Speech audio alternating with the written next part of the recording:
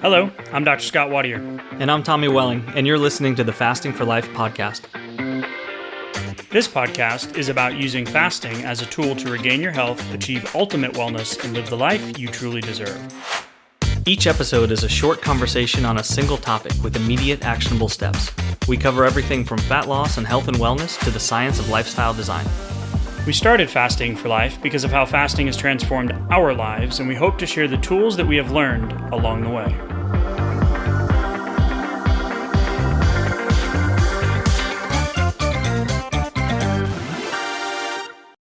Hey everyone, welcome to the Fasting for Life podcast. My name is Dr. Scott Wadier, and I'm here as always with my good friend and colleague Tommy Welling. Good afternoon to you, sir. Hey Scott, how are you? Doing fantastic, my friend. Excited for today's conversation. As promised, with all of the messages and questions that we get, we're going to be diving into your questions that have come in specifically through email. So if you've been awaiting a reply, here it is. We're going to go over them live on the podcast episode, and we truly believe there are no bad questions when it comes to adopting a fasting lifestyle, but sometimes there's a little bit of nuance or application that can be helpful in real time. So these typically apply to everybody or things that you may have experienced, thought, or felt along your fasting lifestyle journey. So with that, I'm excited for today, Tommy. Before we jump in, I want to give a shout out to all the new listeners. If you're new to the podcast, thank you for giving us a listen. If you want to know more about my or Tommy's journey, head back to episode 1, short episode, but we tell you our story on how fasting has transformed our lives and how it has absolutely transformed into this weekly just podcast episode, coaching, challenges, all of the stuff, that all the resources on the website, really just giving you a little insight into who we are and why we ultimately do what we do. For all of our long-term listeners, our OGs, so to speak, thank you for listening in. If you have time or feel inclined, please drop us a review. We prefer the 5-star kind, of course. And that tells the podcast world and the podcast gods and goddesses that we are bringing value to the masses each and every week. And we're on a mission, Tommy, to pull people out of the calorie counting, weight loss, diet matrix, which has landed us in a state of health in this country that is just staggering in terms of the obesity epidemic, the diabetes epidemic, the blood sugar epidemic, the metabolic dysfunction, all of the things that we're dealing with that are lifestyle controlled. And fasting has been such a powerful level for us and so many of you listeners. So appreciate those reviews. And want to give a shout out to a 5-star review that just recently came in before we dive into the questions, right, Tommy? Yeah. Thank you to JC Runner. Who said, great and informative show. I am not new to fasting, but this podcast does a great job of presenting new information or reminding me of things I forgot. Thanks. Right. And that's absolutely part of the process too. It's not always about needing more information, but sometimes it's, oh man, yeah, that's a gem. And I had forgotten about that. That did work in the past. That was helpful. Let me bring that back into my arsenal here. So absolutely. And thank you for the shout out, JC. Short and sweet. I love it. Yeah. Right? And that's hopefully what we do each and every episode is, yes, we meander through the research articles and the application and the, where's the line with clean fasting and all of that stuff. But ultimately, we want you to take something away from this episode. And I don't know about you, but I need to be reminded of a lot of things, especially with multiple businesses, 3 kids, chaos abounds. Life's going to life, right? So I always constantly need that reminder. And that's what I loved about this is that it also holds us accountable in that we talk about fasting all the time. It is truly a lifestyle, right? And there's this joke.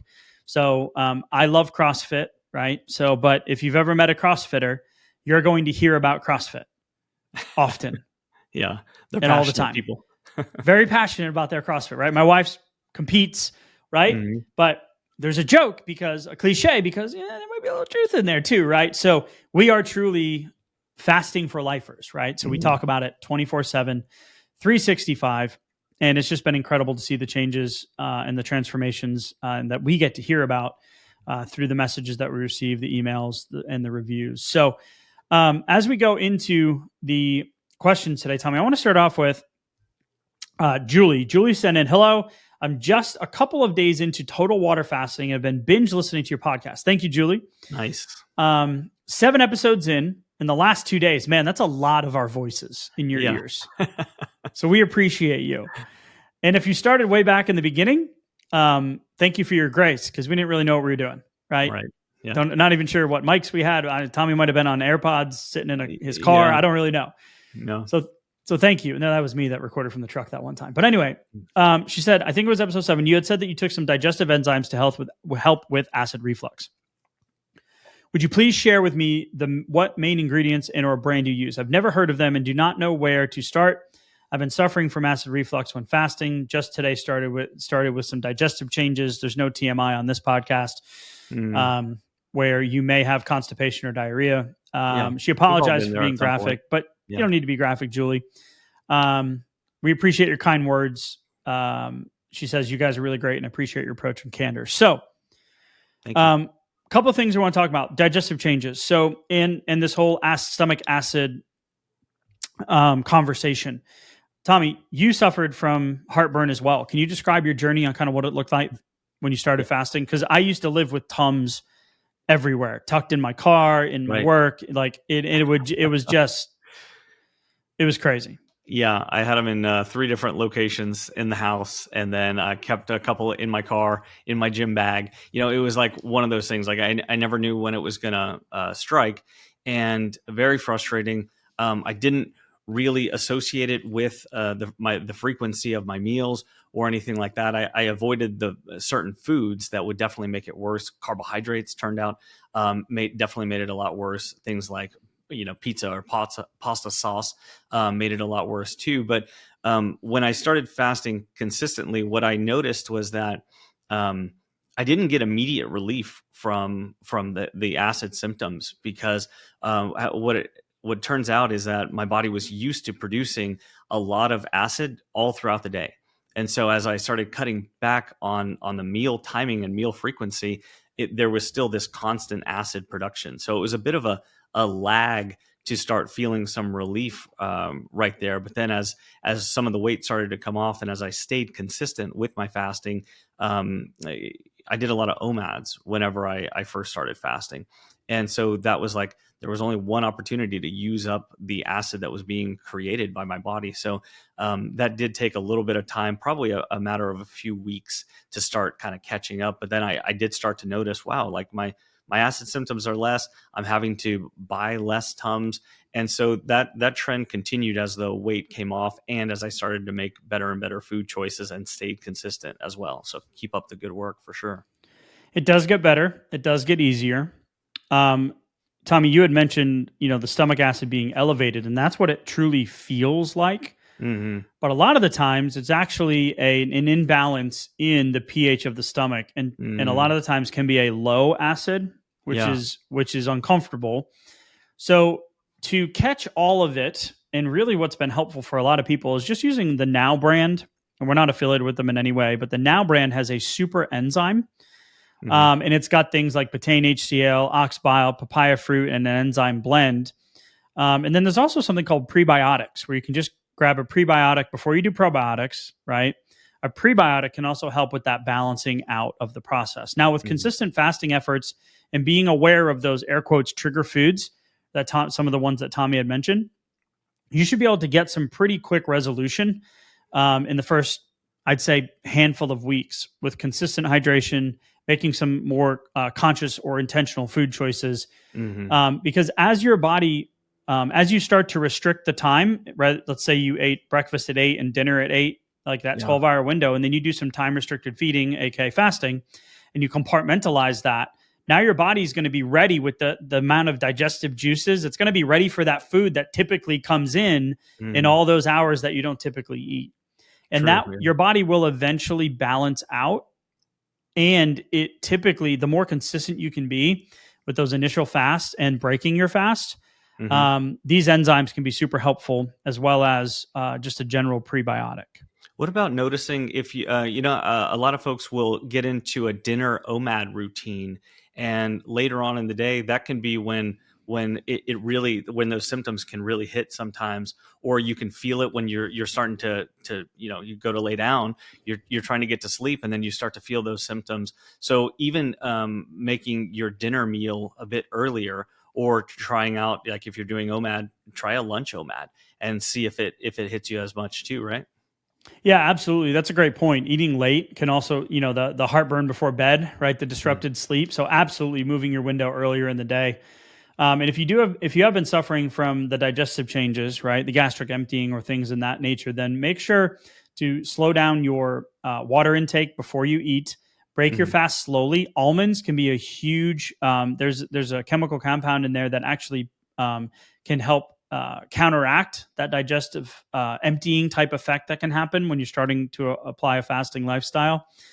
Other things like bone broth, cruciferous veggies, right? That was a mouthful for me. And when you break your fast can also help, but specifically almonds, a handful of almonds have been really helpful for a lot of folks. So great question, Julie. Very common. It's been probably intertwined in some of these podcast episodes that we've done in the past. But glad that we get it answered for you directly. Okay. Second question that comes in from Ted. Hey there, love your podcast and website. Thanks for the amazing content. Thank you, Ted, for being here and your kind words. I have a question about taking supplements, perfect segue, while fasting. Would a fish oil supplement, which has calories from fat, end to fast? Some supplements I take must be taken with food, so I thought fish oil, which has its own health benefits, would be a good substitution.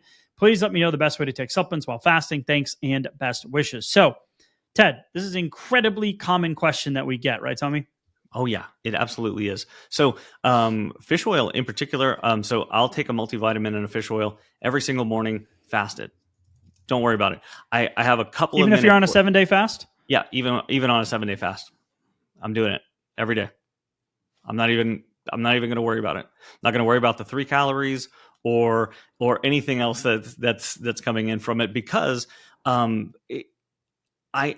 the longer my fast is, the more I need the supplementation, right? Like the supplementation is even good if you're not really time restricted eating, because most of us don't get enough things like fish oils and certain vitamins as well. So I definitely want those coming in even on the longer fast. Now, I might have a couple of minutes where I go, oh, I can kind of feel that vitamin, on my stomach, but it passes quickly. And, I'll typically do that with some salty water as well. So I do it first thing in the morning, just building it into my kind of morning routine there. So there's 2 things I see here. One is that, if you take these things that a lot of people can take without having food, right? More like the, fat soluble vitamins, typically I recommend maybe taking with food. Fish oil, a lot of people get the burpee sensation. That means your fish oil isn't the right fish oil for you. Go try another one, try a liquid, try a different capsule, try something else, right? It's like, oh, I tried magnesium. It didn't help. Okay, well, there's 7 forms of magnesium and it's 500 different chemical processes that magnesium is helpful in the body. So yeah, you tried one. Okay, great. Now what? All right. So let's go to the next one. Let's go to the next one, right? So I see a couple of things here with supplements that you can't. So don't worry about the extra few calories, right? Because there's a bigger picture health benefit here, right? So like vitamin D, look at me. I don't get outside enough. I'm Irish. Okay. I try to get my sun. In the summer, I do get brown. I get bronze, but I do it safely. I don't burn. But I don't get enough vitamin D production. I just know that. So I'm going to take vitamin D regardless of if I'm fasting or not, because it's part of my long-term health plan, right? The other side is if there are supplements that need to be taken with food, then I would just put them at the beginning of your fasting window. Good plan. Yep. Because we're not fasting. A lot of people come to fasting for weight loss, right? It's a big needle mover. That's the needle that moved the most for me in the beginning. And then the heartburn and the sleep and the stress and all the resilience and all the other life-changing stuff took place, the lab improvements and all that. But in the beginning, we don't want to get caught up on this little stuff when the journey of fasting and a fasting lifestyle is long-term health and longevity. So not perfection. Absolute great question. Not perfection in the process, right? Yep. Okay. Another question came in from Ari. Hey guys, started doing OMAD with a 48-hour fast once a week, lost 20 pounds, incredible, yes. 265, 245, and then I plateaued. Man, if that ain't the truth. Been there, done that, right? So have many others listening. So I'm working on decreasing refined carbs. Great. And I've been listening to your podcast to get more info. I'm just wondering how I can switch up my cycle and cycle the fasting schedule. I am just not sure how best to do that. My issue number 1 is I'm an Orthodox Jew, so we eat a big meal on Friday night and Saturday lunch. as a family that I can't miss. Awesome. Great. So guess what? You have your first non-negotiable put into your schedule. Now, I want to come back to this point. Number 2, my wife gets pretty upset if I miss a dinner. She thinks it's a bad message being sent to the kids. That being said, I've been doing 48-hour fast, missing Monday night. In the past week, I cut out Thursday night. Okay. I hope you're talking to your wife. We'll come back to that point too. We call that the marriage merge. Okay. Yeah. Essentially, how can I incorporate other fasting cycles in my week and not just do OMAD? Thanks so much. Ari. Great question. Ari, have you checked out the blueprint to fasting for fat loss? Oh, get out of my brain. I was going to do the same thing. And we didn't plan that. Well, there's a lot of different ways to cycle through your fast, right? And you're doing a great job. I like the way you're thinking about this here, putting in that 48-hour along with the OMAD. A lot of folks have gotten stuck, myself included, with an OMAD plateau, especially an OMAD dinner plateau. That seems to be the one that kind of leads to plateaus the fastest, because our physiological response is less optimal later on in the day. It's just what can happen. The window can stay open. Things aren't as clean. We call that slippage. Those things can happen. So good for you for thinking like, how can I change up a few things here? So I like Scott's point about the non-negotiable here as well. And then you said, okay, so Monday and Thursday, cutting out those. What the other thing that I would do here is really, you said you're trying to decrease refined carbs. Okay, so take a little bit of stock. Go back the last like 3 or 4 meals and see what you ate, and then see if you can make 1 or 2 improvements on each one of those meals. So if you had the same meals again this week, how could you improve on those this week? Because that's likely to lead to a little bit more movement in the scale without even making any other changes with your fasting schedule. Yeah, right. So there's a couple of levers here, right? There's the fasting lever and then the food lever for sure. So I wanted to mention, so on that Friday and Saturday night, however, we also want to take this thought process that we don't have to go into those big meals with big eating. Oh, okay. Right? So you're present. I get it. Obviously, part of your life. Right? But that doesn't mean we have to go off the walls. All you can eat buffet it, right? We can put some intentionality like you are with the refined processed carbohydrates. We can put a little bit of an intentionality into those meals as well. We can still celebrate. We can still be there with the family, right? But it doesn't mean that we have to eat the entire time that we're together, right? So you can compartmentalize. You can get your plate, shut it down. You can still do an OMAD at those meals with intentionality and not feel like you're missing out and or going against your beliefs and or your wife, if that makes sense. Right? I love it. Yeah. And also the Saturday lunch could be the bigger meal for you versus the Friday dinner, because the physiological response is going to be better and you're going to have more time to feel better and get better sleep on Saturday evening versus Friday evening after a big dinner, right? So think about it like that too, in case you're doing it the opposite way. That might be helpful. Yep, absolutely. So in the blueprint, we talk about other ways to do OMAD or the whole dinner component with the family, right? So Tommy, you have 3 kids. Excuse me, hold on. No, I have 2. You have 2 kids. I have 3 kids. You have 3. Yeah, wait a minute. What? And this conversation, when I started fasting, my wife was behind it. She's like, okay, great. And now we have dedicated family dinners every week where I pick those 2 nights and I am with the family. Right. There are other nights where I'm in the kitchen doing the stuff. Right. My wife's at the clinic. She comes home, she eats. Right. But we have those dedicated 2 a week. And then the other nights when I'm not eating at night, especially on the later nights, like the clinic nights where I don't like to eat late, I typically will stop eating between 4 and 6 at the latest.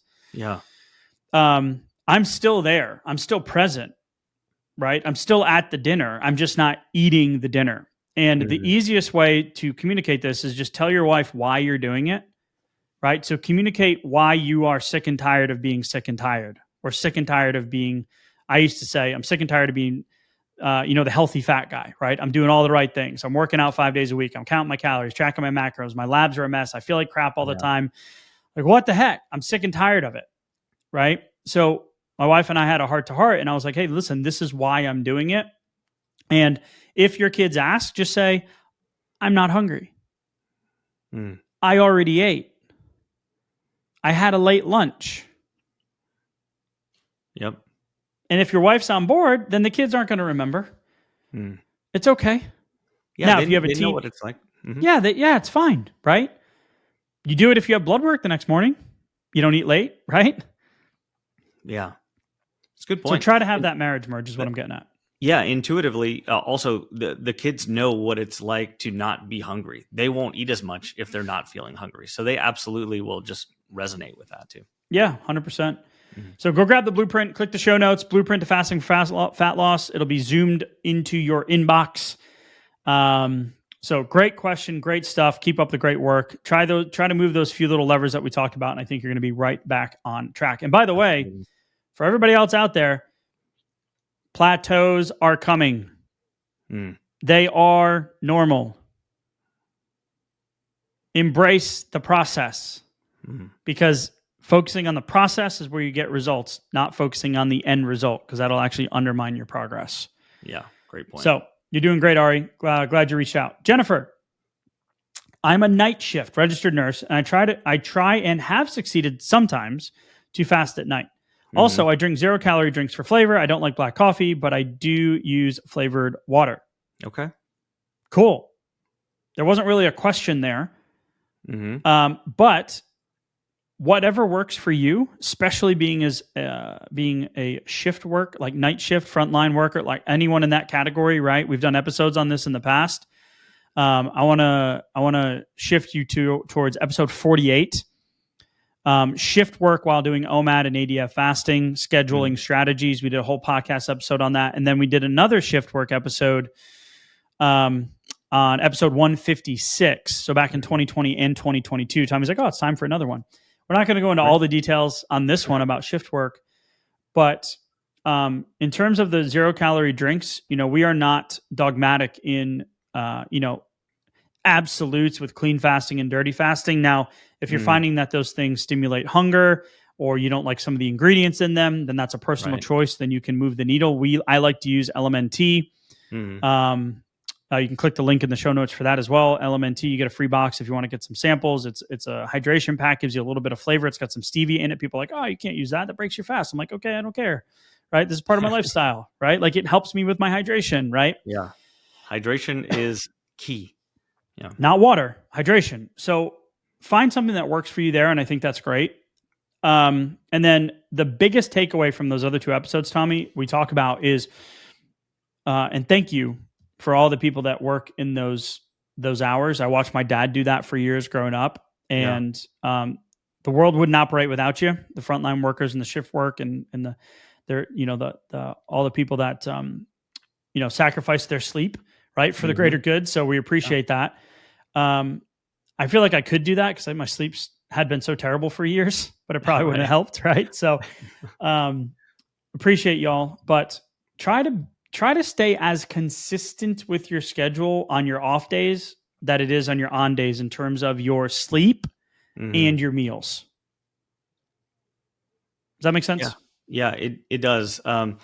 Take a look, like be honest with yourself, Jennifer. What can you repeat? What could you do most weeks pretty well? Because you said you've tried and succeeded sometimes to fast at night. Well, there might be something where, like, let's say you're looking to get through a 30-hour fast, let's say. There might be times during your shift that's just not really possible. If you're only able to accomplish that 1 in 4 attempts, 1 in 5 attempts, like during the work week, then I would stop trying to do that, because that can be frustrating and sending the wrong subconscious signals to yourself. Like that's a negative feedback loop right there. So I would kind of break that and go, okay, during these certain shifts, like this is better for a 16 or an 18 or maybe even a 20-hour fast. I got my nutrition opportunity window right here. I'm going to eat for a couple of hours or have 1 or 2 little smaller meals, and then I'm good. I can do clean lines, and the next time I try to go for that 30-hour fast or whatever it might be for you, might be 3 days later, after the shifts are kind of done. So I don't know exactly how your schedule breaks down, but let us know if that kind of helps give a little bit of structure and ideas to your next week. Yep, absolutely. All right. Thank you for the question, Jennifer. Thank you for listening to the podcast. All right, Brooke has a question. Hey, Dr. Scott, I'm starting your blueprint and I have one quick question. Your suggestion is to have breakfast, lunch, and dinner. Is that saying you suggest 3 meals in an 8-hour, 6-hour, 4-hour, and then 2-hour window? Just need some clarity on whether you squeeze 3 meals into TRF or do you mean something else? So I'm not sure where. I pulled it up. I read through it. I looked at the different. Do you? Okay, go ahead. Tell me. Lead me. No, I think this is your suggestion to not just do dinner OMAD, let's say, and then instead utilize different meal times, because those are helpful for your fasting tools and for your physiology as well. So if you're going to have a meal, like maybe it's dinner today, but maybe it's lunch tomorrow, maybe it's breakfast a few days from now, so that you're utilizing different meal times and you don't get kind of stuck in a fasting rut. Okay. So let me ask that question again, and you land the plane on it. Okay. And I know we joked around about this a little bit in our pre-show meet. I was like, I still don't understand, right? Mm-hmm. So she's asking, is that saying, so in the blueprint, we give you different ramp ups, different fasting schedules, different ways to kind of ramp up your fasting windows and to look at how to alternate fast and kind of put, like we talked about with Ari's question, like say you've got a weekly date night with your wife. Well, you're not going to do a 24-hour fast on that day. Put in your non-negotiables first and kind of reverse engineer your week, right? Mm-hmm. So your suggestion is to have breakfast, lunch, and dinner. Is that saying you suggest 3 meals in an 8, 6, 4, and 2-hour window? Just need some clarity. So now that I just reread it after you explained it, Tommy, for the third time to me, once in the pre-show, once just now, and now this time, I now get it.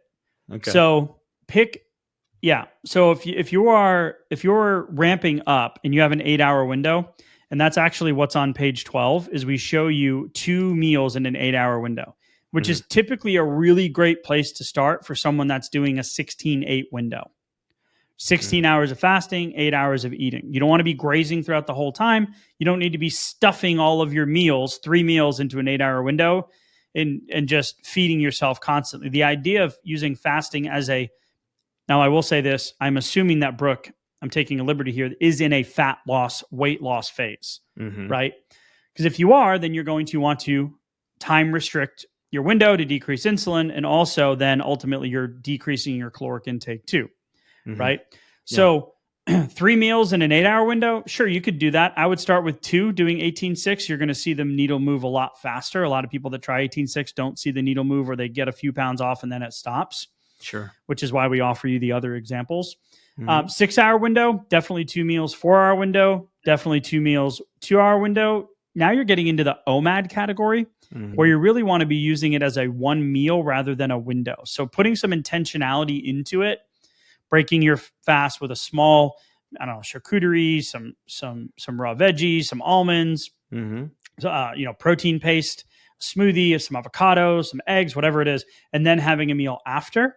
That's really where we're going to see some consistent fat loss efforts, and you're going to be getting all the other hormone balancing, hunger hormone balancing, and physiological benefits of the fast as well. Yeah, Brooke, I like the way you're thinking about this too, because you're thinking about this in a compartmentalization kind of way. Because I will definitely say, be careful with the windows, because depending on the types of foods you're bringing in, or if you're very close to the pantry, things that are higher carb, higher insulin, especially if you have weight to lose, you can bring in a lot of calories and a lot of an insulin response and a lot of blood sugar volatility if you're not careful, and doesn't take all that long to do it. So I like the compartmentalization and thinking about this in a matter of like meals rather than windows, for sure.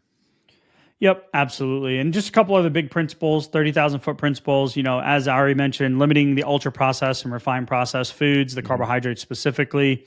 We want to be focusing on whole food nutrition, making more stuff in-house, right? The burger on the menu at the restaurant versus the burger at home. Very different. Just as good, takes a little bit more work, but has a tremendous less insulin response, right? And then putting foods in your window, making sure that you're putting stuff in when you break your fast that you enjoy eating. Yeah. Right. So foods that you're not just trying to eat like a rabbit the whole time and you hate salads, and salads is part of your plan. That's probably not going to be a long-term sustainability. Yeah. Right. What's the diet or the fasting schedule that works? Well, the one that you can stick to. Right. And then ultimately prioritizing that protein and adding in those healthy fats. So if you're like, what's a blueprint? Head to the show notes, click the link. It's a free 20-page PDF. It breaks everything down in succession, gives you a little bit of science, a little bit of research, a little bit of why, and then ultimately how to create and implement your own fasting lifestyle, Tommy. So as we wrap up today, we had Julie's question, Ted, Ari, Jennifer, and Brooke. Appreciate y'all listening. Yeah, thank you. And submitting your questions. Some people will be like, hey, I never got a reply from you. It's like, I know we've got almost 3.5 million downloads. We don't do a heck of a lot of social media.